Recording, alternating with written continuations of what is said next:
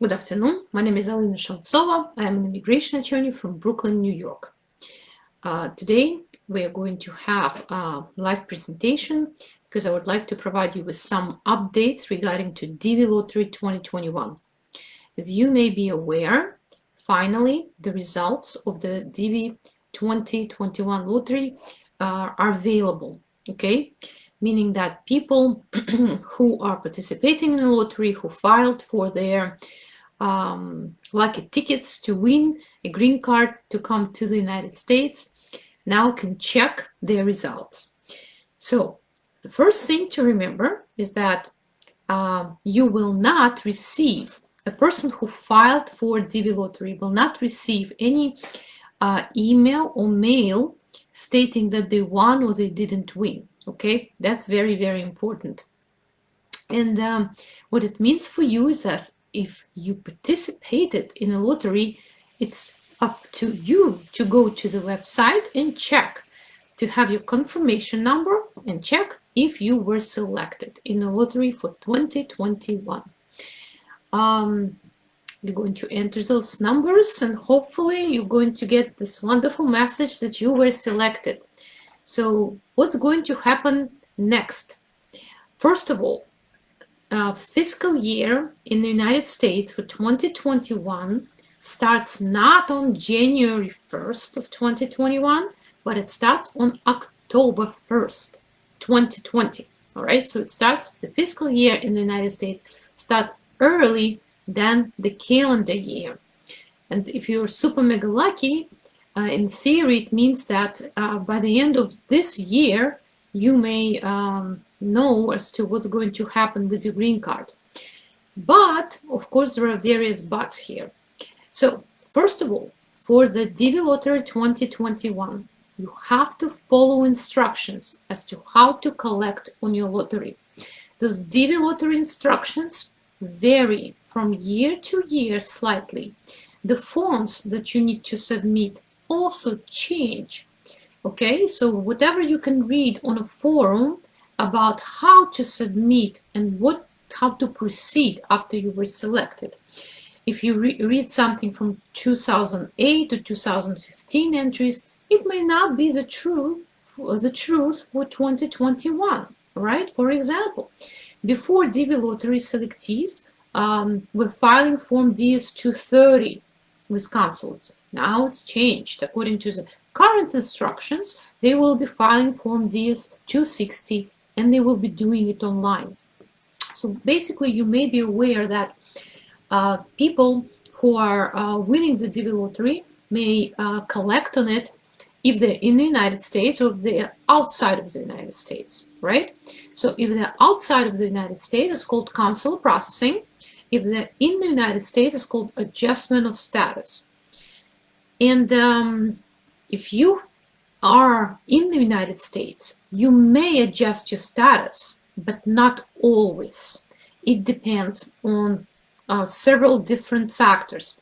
Because what happens is that in the United States, you can get a green card when you have a basis for it, but in most categories, the restrictions for that will be very, very strict, okay? Very tough restrictions, meaning you have to show that you entered the United States legally and you were in lawful non-immigrant status all this time. For example, it means somebody who has an asylum pending application and won DV lottery will not be able to get a green card in the United States because asylum pending status is not an immigrant lawful status, okay? It's an authorized stay, you may get an employment authorization, but it will not allow you to get the green card based on DV lottery in the United States. If you, however, for example, here in student status, you have very good chances. H-1B, you have very good chances, right? And I would say that ordinary, you would have very good chances, unless, of course, we're going to see some interesting situations with the Trump administration, or let's say administration, and coronavirus. Because if the USCIS is shut down, the visa interview for adjustment of status will not be able to proceed, okay? Here is another important point for adjustment of status based on DV lottery. You cannot submit your application before your visa number is available, all right? And you're probably aware that for DV lotteries, you're going to have that confirmation and cutoff number that if it's not available, you basically cannot collect, excuse me, on the DV lottery, right? What happens is that, that's why it's called lottery, is that certain countries or regions are allocated certain amount of visas, but there are more participants, right, than that amount. So there is a lottery, selectees are selected, participants are selected, and then there is a cutoff numbers. And sometimes if your number is like a higher number, you simply may not fall into those available numbers for that fiscal year, right? And here is a trick.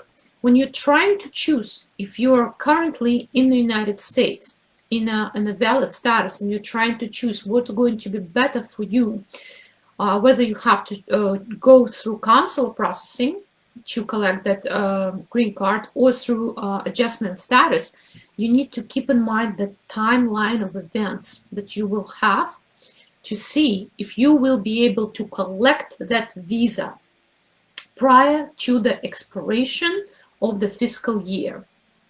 Because if the fiscal year expires, your visa, bye-bye, okay? It's not, you will not be able to, you can sue them, you can do whatever, it's not gonna happen, because by law it says that they have to assign you those visas and you have to assume the status prior to the expiration of that year. And it becomes a problem. Because if, for example, we have a travel ban or some other situation when the consulate or USCIS are closed, and it's not your fault, but you cannot come for that interview because they don't provide it to you, you will lose your chance, all right? But for the adjustment of status, if we talk about adjustment of status, the good news is that, at least in New York, adjustment of status applications based on DV lottery are priority for consideration. As a rule, it takes about 6 months for you to get to collect that visa. So if you're lucky and your visa number is available and you're here and you've been here in lawful status, you're otherwise admissible and everything looks good, you can file for adjustment of status here, right? And because they do have a priority, there is a way sometimes to expedite the adjustment of status case based on DV lottery if you believe that you may lose your chance just because they don't give you the interview date for your adjustment of status interview within the time frame for you to collect the visa, all right? So it's a possibility, but you need to take other factors nowadays into consideration.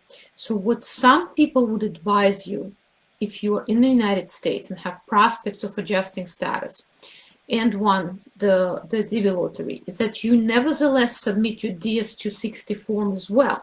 So you may have a chance, okay, if the application with adjustment of status is not going so well, to travel for your visa interview if it's going to be sooner and if it's going to be in the frames of your fiscal year when you need to collect the visa. So it's a question of strategy, of the legal quality of the legal advice, and of course your actions.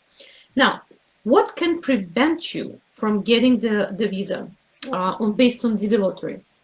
Let's say you're going through the consular proceedings, and here you have kind of a tough situation because you know you have this one day for the interview that they give you, and if something is missing on that interview date, let's say your medical exam, right?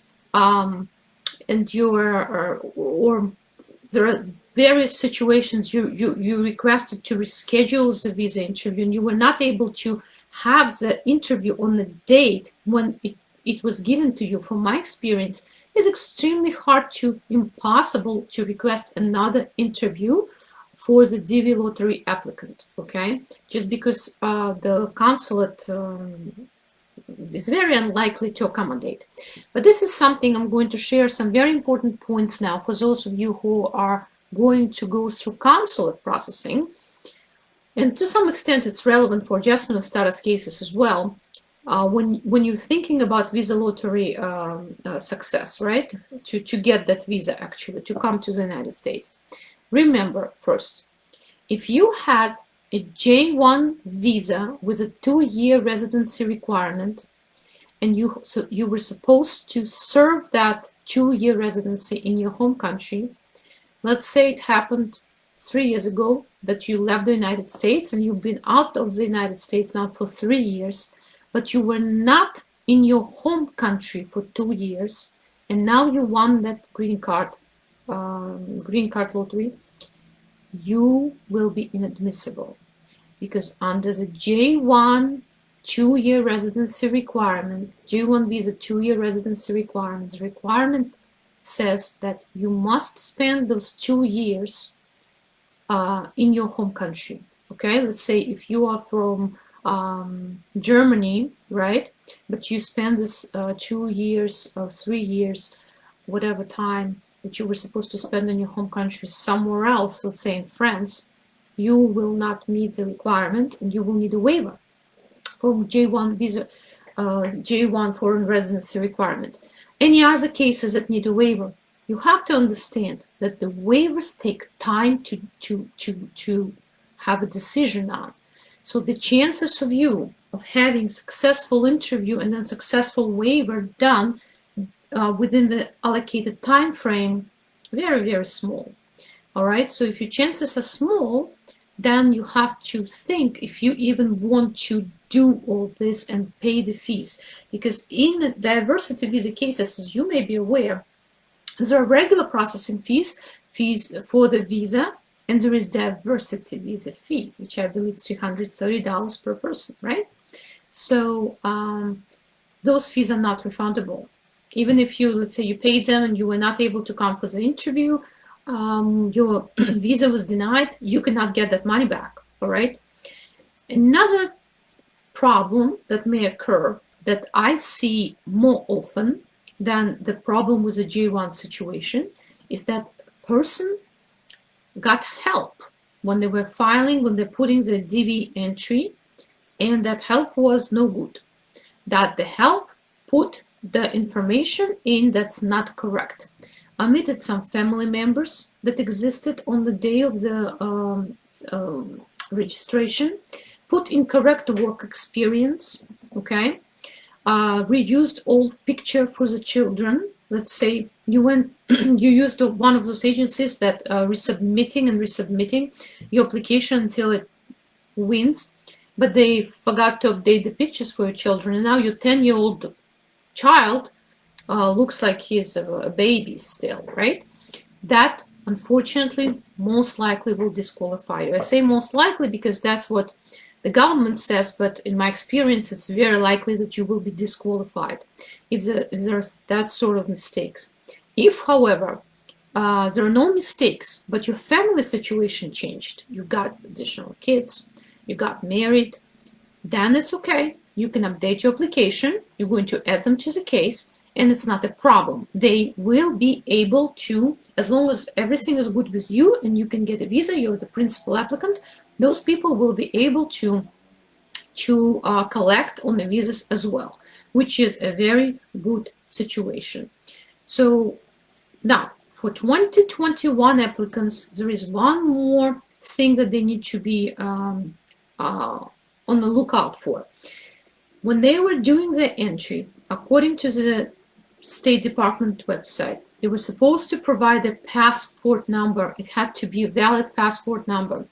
So now in the instructions, there is a special warning for DV 2021 winners that says that if that passport number was invalid, incorrect, it will disqualify you, okay? Unless you received an exemption not to have the passport number there. An exemption applies to in a very limited situations. For example, a person is a person without a state, stateless person, no citizenship, right? Usually it's refugees. That's one example. Another example, if a person is from a communist country and the authorities would not issue them passport. That's another example. And if the person received a waiver of the passport documents from the United States government.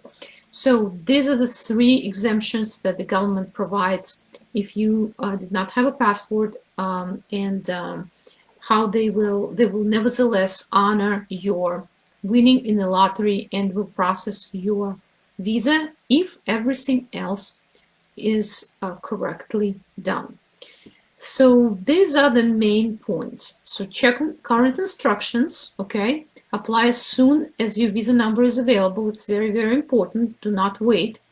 Perhaps you may want to have a safety net of interview, even if you believe you can adjust status in the United States.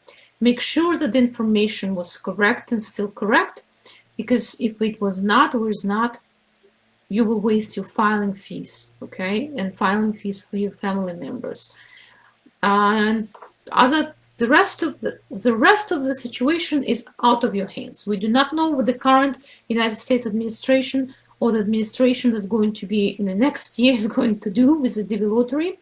But from my experience, you just have to be on time. You have to comply with all the requirements, just so that you will not be able to blame yourself, okay, for losing a chance. So that's how it goes for DS 2021. And now, if you left some questions for me, I will be happy to provide you some answers. Hello, hello, hello, hello, everyone. Hello, any updates on Daca?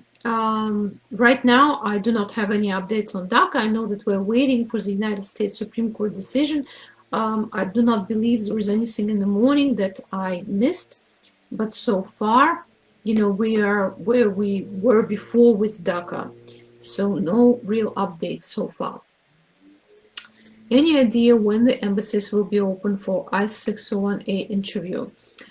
Well, I-601A interview, S-601A interview. Well, I-601A waiver does not have an interview, okay? So maybe you refer to the immigrant visa interview after you received I-601A waiver. I think that the embassies will be opening depending on the region where they're at, depending on the health situation with coronavirus. That's where our last instructions we received. And I think when they're going to reopen, they're going to contact NBC and let them know about that. And you're going to receive an NBC notification that your case is scheduled for the interview. I would think if everything goes well, maybe starting from next month, the process will start moving, because in most countries, from what I know, the situation is improving, apart from you know, new centers of coronavirus that we know are in Central America, South America. So they're probably, we're going to experience some delays, okay? In Europe, like if you were in Italy, Italy is already opening for business, so it depends on the country, I would say. Okay.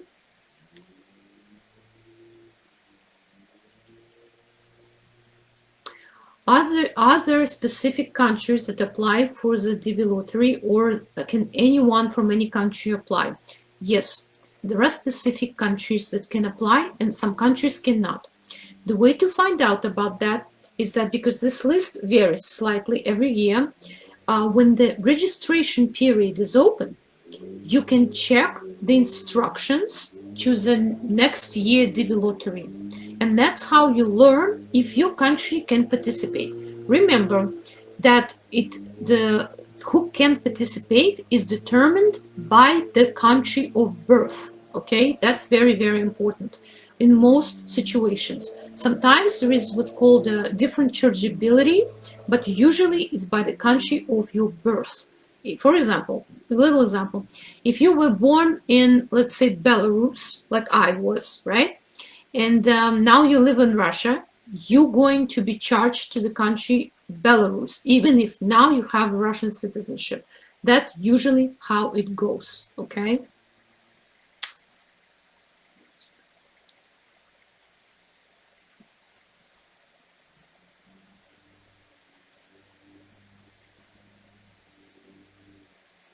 Yes, so the registration period, by the way, is not now. the registration period is usually in fall. Okay, so right now people just learned about the results. This is just to address some of the concerns that people have when they ask which countries can apply, which countries cannot. So basically the registration period is in full. Currently we just learn about the results, about who won and what they need to do next, how soon they have to act. Any news from EOIR? Well, as you may be aware, some immigration courts are currently closed, some of them, not all of them, depending on the location, due to the situation that we have in the United States. But the courts, immigration courts in general, are set to reopen for non-detained hearings starting, I believe, June 27th. That was the date, okay? And for detained hearings, they're open for business unless they're closed for some other unrelated reason.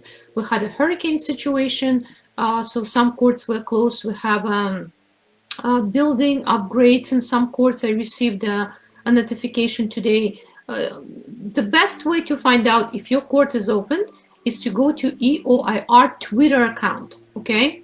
And they provide real life updates as to what's happening, which courts are closed, which ones are open, and when they're going to be closed or open.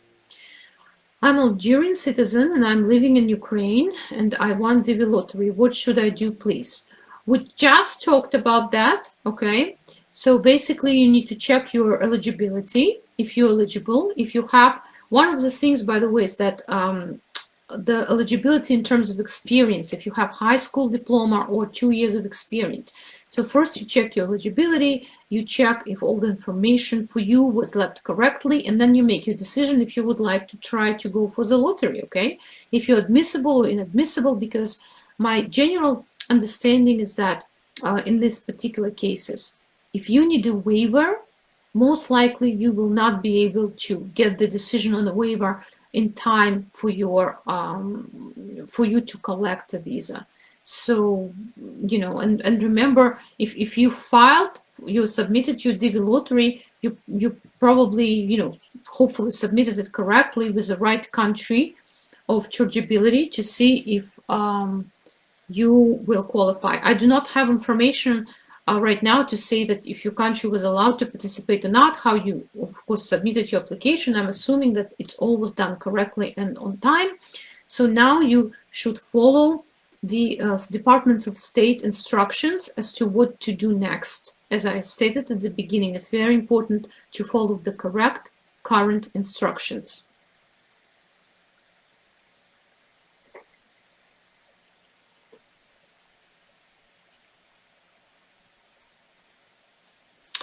I will not, if you were legally separated and now you are saying somebody asked the question, when they were filing for DV 2021, I wrote my status is legally separated.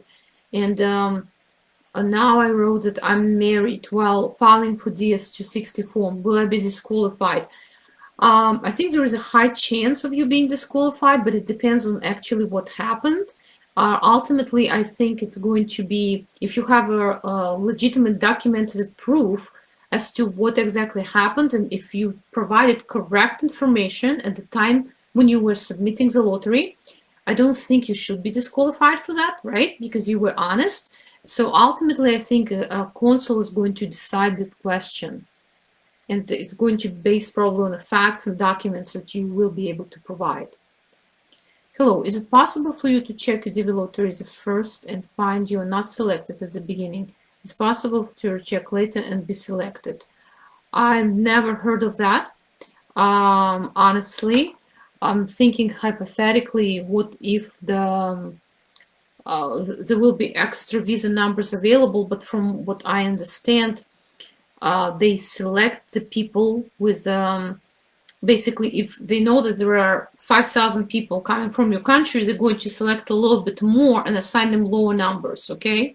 So that's how I believe this situation is going to unfold, from my understanding as to how exactly this process is working. You may basically, you know, read publicly available information about the process, how exactly everything is being processed on the Department of State website. All right, so it will give you some idea as to how the government actually is processing those DV lottery entries.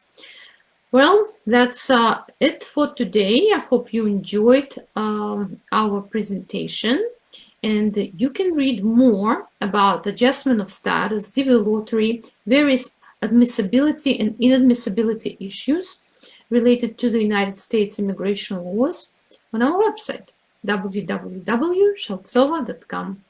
Please share, like, and I hope to see you soon.